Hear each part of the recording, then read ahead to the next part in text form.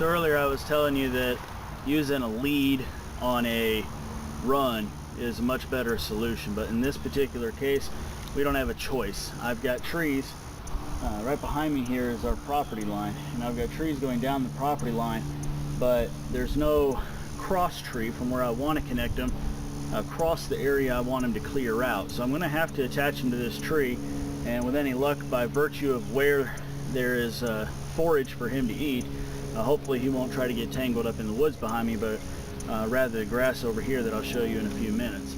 So to do this, I'm not going to use a clasp on this side. I'm going to go through this chain that I've attached to this tree.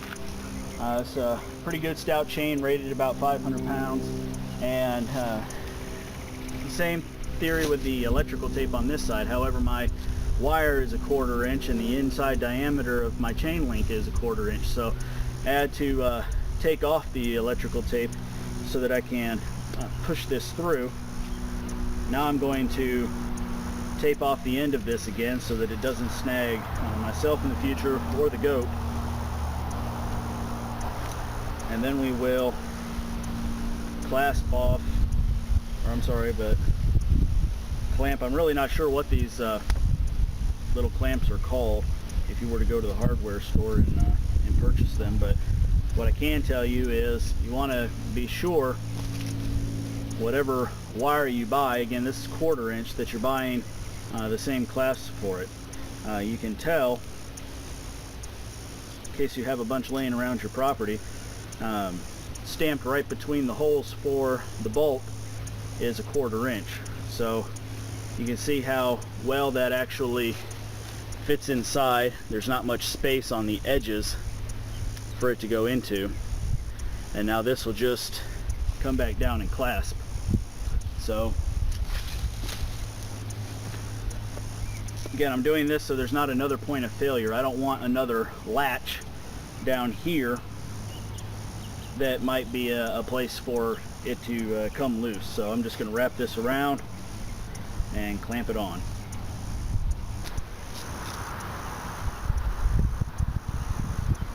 Try to make sure your wires lay right on top of each other when you do this, so it gets a good grip on them. Sometimes, just because the wire's round, even though you have the same diameter for your clamp and your wire, they'll try to roll off one side or another from each other. So you just want to make sure that they stack up and down on top of each other like that, not so that they're skewed to the side. So that's how we're going to make sure that he doesn't come loose from the tree. No extra latches that might come undone on accidentally, and a good strong connection to a stout tree. So you might be asking yourself, Jared, why are you doing this? It'd seem much easier to have a fence up first and then just put your animal out to pasture from there. And that's absolutely true. However, we don't have all of our fence line up yet. You may have seen our other video where we were locating a property line in order to be able to put up a fence. Well, this is the first section of chain link that we've put up. It separates the front from the backyard. And just to give you some perspective, this forage here is where I want the goat to clear out. And then the next fence will go down through these woods here. You can see the mason line marker on the left of the screen. That is the actual property line. The fence will come about 5 feet off of it. So I'm going to let this goat clear out the area. Then we're going to take down these large pine trees, which the ground slopes and the trees grow toward the south. The camera's actually facing just about direct south right now. So I believe that we'll be able to fell those trees without any danger to the fence that we've already put up.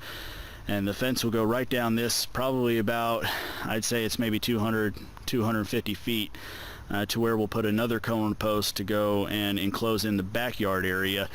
And then the rest of it will eventually be able to fence in for a bigger pasture.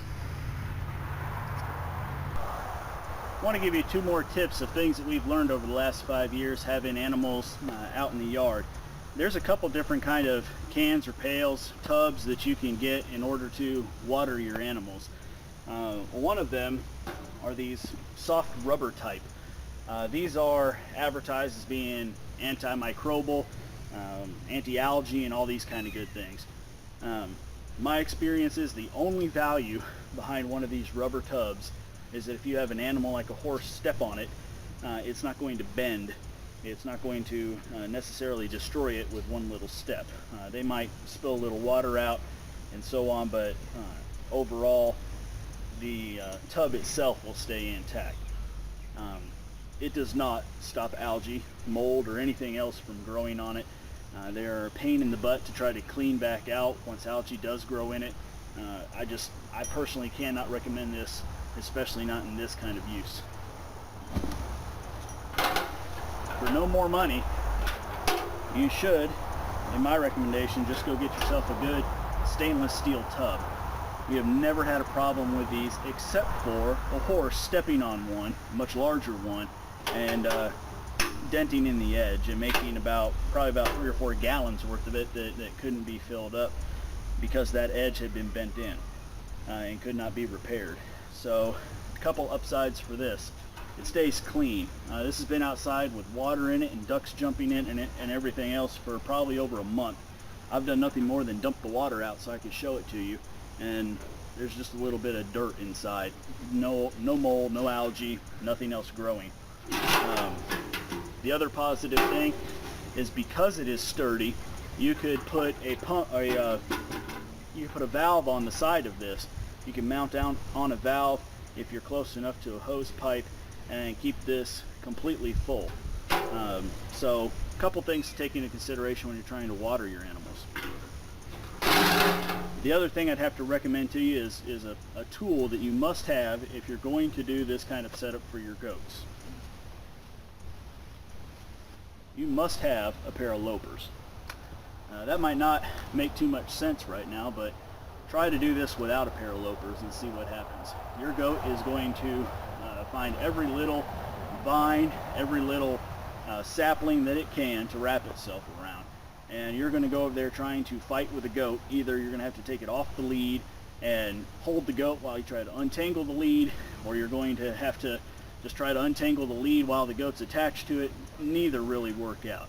But with a pair of lopers, you can go in and right below, well, I would start with on top, the top side of the plant. Right above where the chain is wrapped, you can cut it off and get all that excess out of the way. And then right below the chain, on the part of the plant that is still coming out of the ground, you can do it again, leaving your animal with only this much to try to deal with. They're going to run off. They're going to be happy that they're free from that, and this is just going to spin free from the chain and save you a whole lot of time and heartache and effort. So a pair of lopers for your goat run.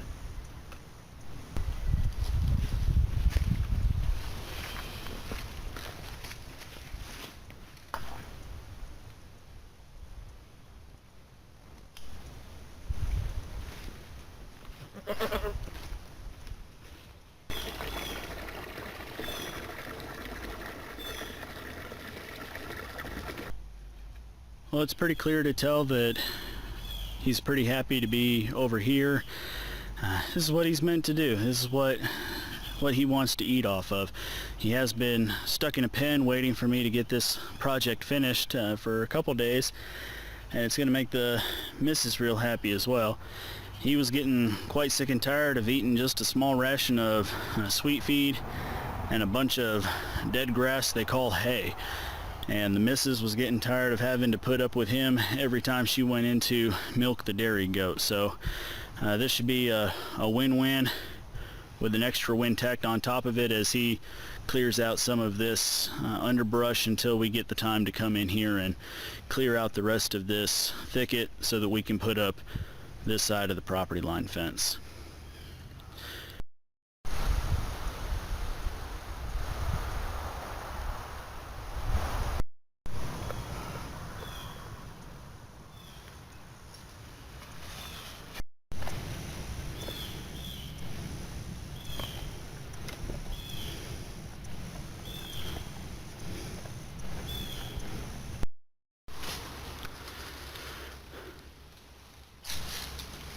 Okay, so if you remember, I said that original length of wire that I cut to make the lead that was used for the billy goat, I have restrung it to be another run for one of our female goats. This is the direction that the original run went, off to the far tree up in the corner, way in the back of the picture. You can see that's got two different trunks. There's actually the tree just to the right of that is where it was hooked to.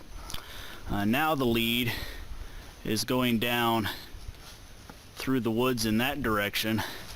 Not entirely sure it's going to show there, but just directly in front of you, off about maybe 60, 70 feet to another tree. I have no disillusions that the female goat's going to get tied up, which is why we're going to have to come out here probably 2-3 times a day and use those lopers and cut her free from the little trees that she's wrapped herself around.